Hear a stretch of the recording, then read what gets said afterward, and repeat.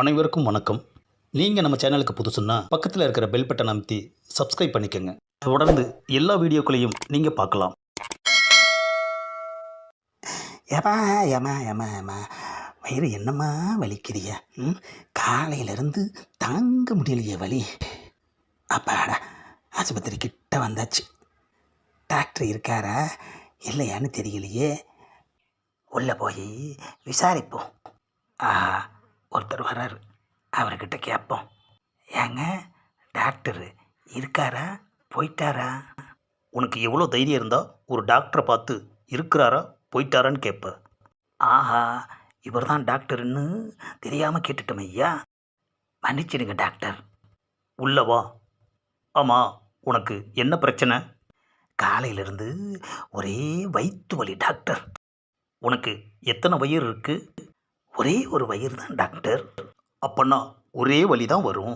ஆஹா, வந்ததுமே வலியை அதிகமாக்குறான் ஐயா. அது இல்லை டாக்டர். அது இல்லைன்னா வேற எது? வயிறு தான் டாக்டர். அப்புறம் ஏன் அது இல்லைன்னு சொல்கிற? அதுதான் டாக்டர், அதே தான் விடாமல் வயிற்று வலிக்குது. அப்பன்னா உடனே ஸ்கேன் பண்ணணும். என்னது ஸ்கேனா? ஸ்கேன் பண்ணினா தான் ஏன் விடாமல் வலிக்குதுங்கிறதுக்கு காரணம் தெரியும். எனக்கு தெரிஞ்சு இது ஆப்ரேஷன் கேஸாக தான் இருக்கும். என்னது ஆப்ரேஷனா? சாதாரண வயிற்று வலின்னு வந்தால் இவன் ஆப்ரேஷன் பண்ணணும்னு சொல்கிறானே ஐயா. எதுக்கு டாக்டர் ஆப்ரேஷன்? விடாமல் வலிக்குதுன்னா ஆப்ரேஷன் தான் பண்ணியாகணும். என்ன அது, சாதாரண வயிற்று வலிக்கு இவன் வயிற்று அறுக்கணும்னு சொல்கிறான். டாக்டர், அறுக்காம கண்டுபிடிங்களேன். என்ன எங்கிட்டயே நக்கல் பண்ணுறியா?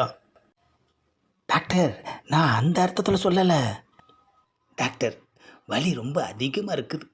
எங்கே வலிக்குதுன்னு நீங்கள் தான் கண்டுபிடிச்சி ஏதாவது மருந்து கொடுக்கணும். வலிக்கிறது உன்னோட வயிறு, நான் எப்படி வலியை கண்டுபிடிக்க முடியும்? ஆஹா, ஒரு டாக்டரே இப்படி கேட்டால் என்ன அர்த்தம் டாக்டர்? தெரியலன்னு அர்த்தம். சரி, அது போகட்டும். நான் கேட்குற கேள்விக்கெல்லாம் கரெக்டாக பதில் சொல்லணும்.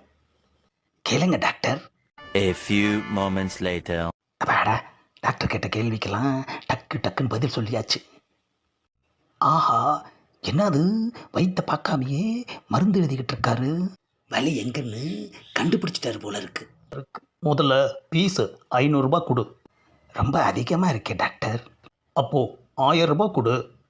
இல்லை டாக்டர், 500 ரூபாயே ரொம்ப கம்மியாக தான் இருக்குது. என்ன எழுதியிருப்பாரு? தமிழில் தான் எழுதியிருக்காரு, படித்து பார்ப்போமே. என்ன அது, பாத்ரூம் போன்னு எழுதியிருக்காரு. ராத்திரிக்கு கண்டதையும் தின்னா காலையில் எந்திரிச்சதும் பாத்ரூம் போகணும். போகலைன்னா வயிற்ற வலிக்கத்தான் செய்யும். போ, நிற்காத, போய் முதல்ல நான் சொன்னதை செய். ஆஹா, நான் பாத்ரூம் போகிறதுக்கு பீஸு 500 ரூபாயா? பப்ளிக்லேயே 5 ரூபா தானேயா வாங்குறான். நெஞ்ச வலிக்குதேயா. வயிற்று வலின்னு டாக்டர்கிட்ட வந்து இப்போ நெஞ்சு வலியாக மாற்றிட்டானே ஐயா. அதை இவங்கிட்ட சொன்னால் இஞ்சி டீ குடின்னு எழுதி கொடுத்துட்டு அதுக்கு ஒரு 1000 ரூபா பீஸ் கேட்பான்.